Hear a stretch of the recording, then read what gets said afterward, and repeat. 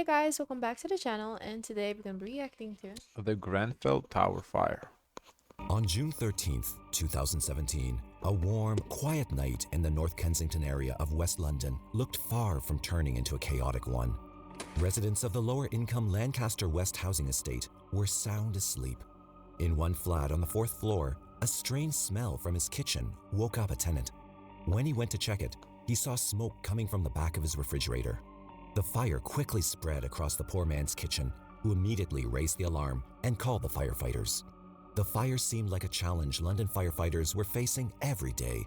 However, once the fire went out of the kitchen window, it turned into a blaze that not even 250 firefighters could extinguish for the next 24 hours.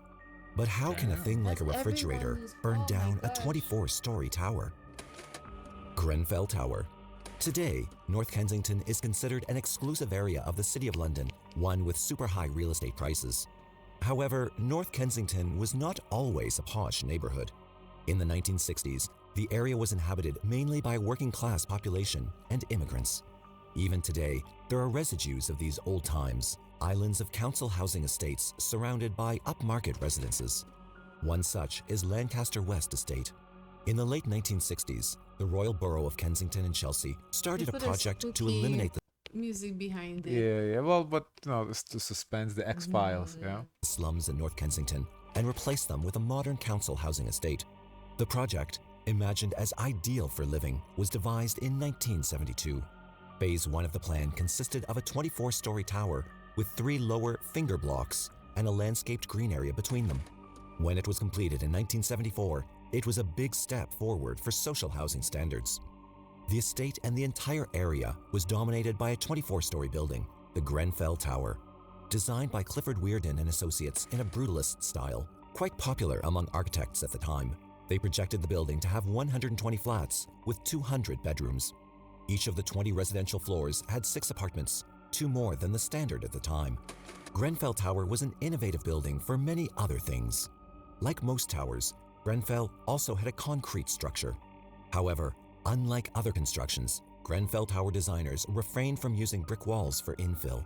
Instead, they used prefabricated insulated concrete panels.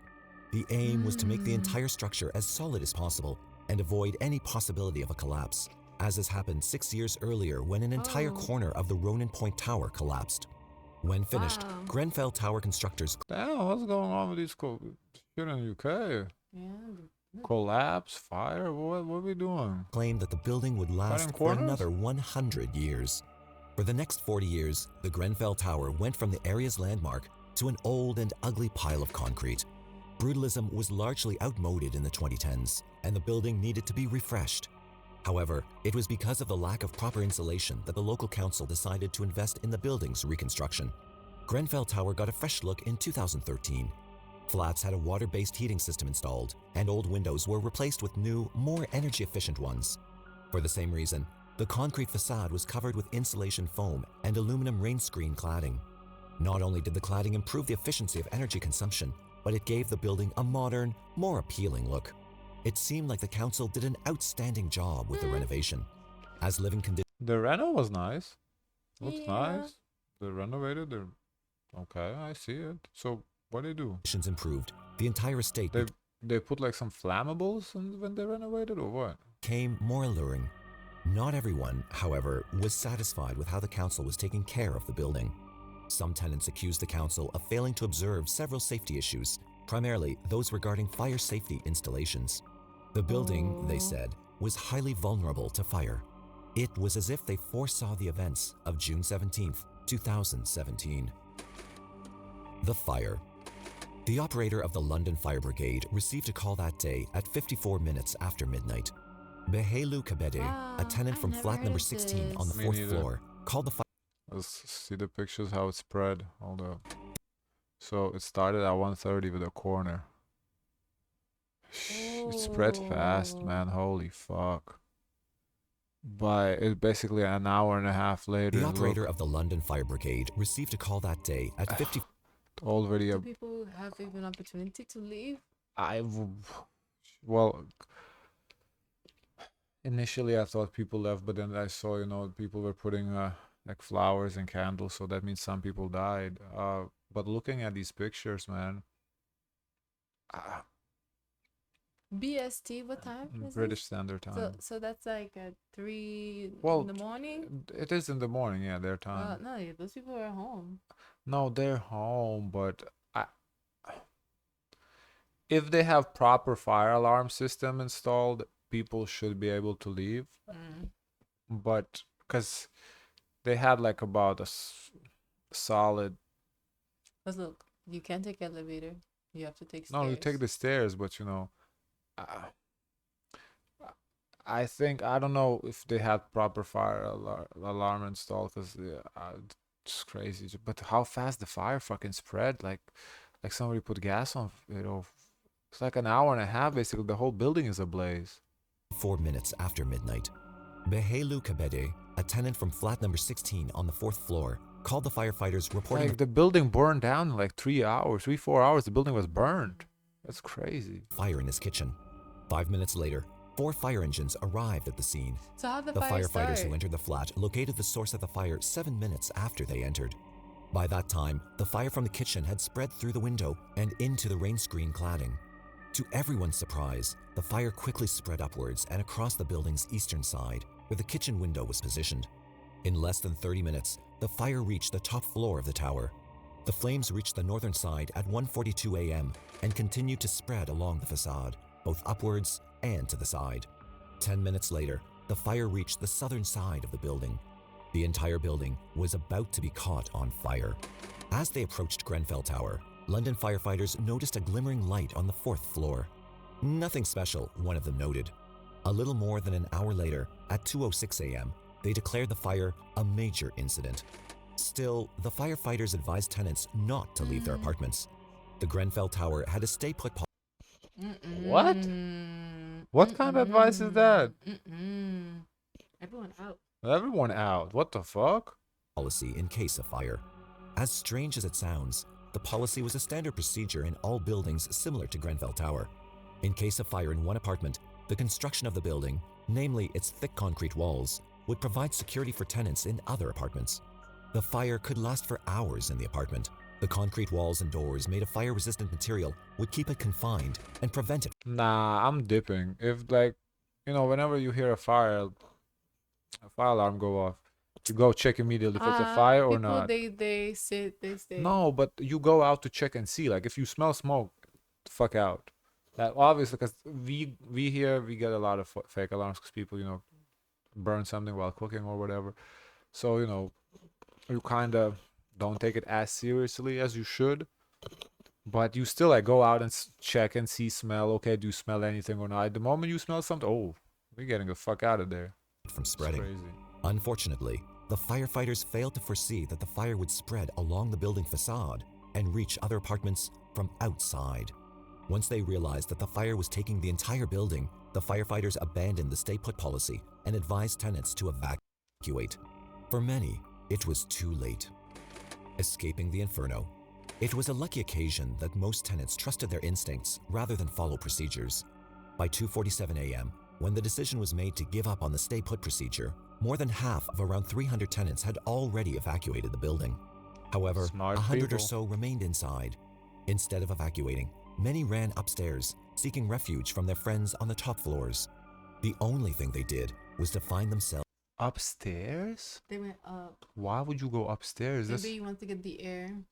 That's so get on the roof. counterintuitive to get upstairs. What, they're gonna come get you with a helicopter? Good.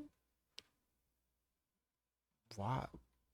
I don't understand why you would go upstairs. I'm confused by I that. don't know why it spread like this. I mean, like it's everywhere. It spread way too fast, but I still don't understand why you would go upstairs. cut off. At 3 a.m., as the fire spread across the building's western side, it became practically impossible for tenants trapped inside to leave the building. More than half of the 120 flats caught on fire. Elevators were out of use, and the only staircase in the tower was filled with toxic smoke. Nevertheless, the brave men of the London Fire Brigade were rushing in and out, saving everyone within their reach. The most challenging aspect of the task was locating the tenants trapped inside. Many of them used their phones to contact the Fire Brigade Center, revealing their position. The dispatcher then contacted the officer in charge at the site, who passed the message to the men inside the tower. Because of the noise, it was impossible to use radio communication. Instead, a messenger passed the command's orders on a piece of paper. In every disaster, fear is a man's greatest enemy. Caught in panic, tenants moved from one apartment to another. There were cases when firefighters came into the flat from which they received the call for rescue and found no one inside. Some tenants chose not to wait for the rescue, but tried themselves to find alternate routes for rescue. There were some curious attempts to leave the building, such as one tenant who attempted to climb down from his flat using tied bed sheets. Some bystanders even reported people jumping out of their windows in an attempt to save themselves from fire. Okay. That's actually not a bad idea, but my question is why they don't use the ladder to come and get him with the ladder? I'm so confused. Like, okay, they clearly see the person climbing out. They don't pull up a ladder and just to get him down safely. Because look how big that the sheet is. Even reported people jumping out of their windows. Look, so this is huge. You clearly see that you bring a ladder on. Like, what are we doing? In an attempt to save themselves from fire. At 4:30 a.m., the whole building was engulfed with fire. The high temperature inside prevented the firefighters from searching the building for trapped tenants. By that time, they had rescued only 36 of them after the stay put policy was abandoned. 70 of their neighbors never left the building. Most of them died on the top floors. They tried to escape the fire, believing firefighters would extinguish the fire before it reached the very top of the building. Little did they know. In a matter of minutes, the fire somehow reached the top floors to the surprise of everyone present. Indeed, how did it happen so fast? That was a key question in the investigation that followed. Causes. The last tenant to be rescued from the building was taken out at 8:07 a.m. The fire was brought under control only at 1:14 a.m. the following day. It was more than 24 hours after the fire brigade received the call. They extinguished the last pockets of fire on the evening of June 16th. The investigation undoubtedly determined that the refrigerator in flat number 16 was the source of the fire. The faulty refrigerator, that is. Its compressor relay wiring was not fitted properly and therefore caused the overheating and setting of plastic insulation on the back of the fridge on fire. The reasons why the entire building went into flames in just 3 hours were entirely different, though. The investigation showed that the main factor to be blamed for the tragedy was the cladding. When the building was renovated in 2013, cladding installation was the most demanding and most expensive part. The original concrete facade of the building was covered with 150mm thick polyisocyanurate insulation foam plates. Over the installation, rain screen aluminum sandwich panels with polyethylene cores were fitted. Between the insulation and the aluminum panels, there was a 50mm ventilation gap. All these features proved to be problematic and a crucial reason why the fire spread so quickly. Polyisocyanurate insulation is made of extremely flammable material. When ignited, it burns rapidly and releases toxic gases. When used in tall buildings such as Grenfell Tower, the manufacturer-provided guide recommended the insulation be used in combination with special non-combustible rain screen panels and vertical and horizontal fire breaks to meet fire safety standards. The aluminum rain screen panels fitted to Grenfell Tower were also anything but non-combustible. The aluminum plates were, but the panel core made of polyethylene was not. What's more, the material is highly flammable. These panels were not recommended for use on buildings taller than 10 meters. When Grenfell Tower caught on fire, aluminum rain screen cladding burned like a match. So it seems like the case was HOA was trying to cut corners and, well, they cut the building down by doing that. Wow. Last part of the deadly combination was a gap between the rain screen panels and the insulation foam. Without properly installed fire breaks, it caused a chimney effect, pushing the fire to upper floors in no time. The question was, how did the local council fail to observe all these deficiencies? As always, it was all about the money. When the reconstruction started, the council was guided by the cost rather than quality. Better contractors and more appropriate cladding were refused only due to cost. What the council showed was the ultimate level of neglect toward the safety of Grenfell Tower tenants. Even when tenants Fuck the jobs. A lot of people lost their lives, man. It's crazy. complained about cladding and other fire safety. No, of course they lost the jobs, but I don't even know if the jobs were prison time for that. Like, can you get prison time for that? For cutting corners or fire safety? I think you should be able to. Irregularities. The council threatened them Like, with 100 people die. Somebody has to be held accountable criminally, not just like, oh, fired. That's legal crazy. action for defamation. Aftermath. The result was the Grenfell Tower fire, the worst residential fire disaster in the United Kingdom since World War II. 72 tenants lost their lives in the fire, the youngest being only 6 months old. The lucky 223 escaped the building before it was too late, but not without consequences. Both tenants and firefighters on duty were exposed to highly toxic gases that caused them health problems at later stages. Their mental health was also damaged, with many suffering from post-traumatic stress disorder. The final damage of the fire, that includes various expenses from death and injury compensation to rebuilding costs, rose to an incredible £1 billion. It will never be enough, though, to make up for Yeah. losing innocent lives. That's not even a Lives lot. that Most of it goes to the attorneys to fight this Yeah. case. could have been saved if only everyone were doing their job properly. Thank you for Yeah. watching our video. If you Oh, that was dark. Well, the channel is Dark History. Wow. Can I see the comments? Yeah, this was a good video though. Well done. To be honest, that is one of my biggest fears of living in an apartment building, losing everything due to someone else's mishap. Yeah. The stay put procedure had been proven incorrect decades before. I worked in a high rise in 1990, and my role required me to attend a annual high rise fire safety class.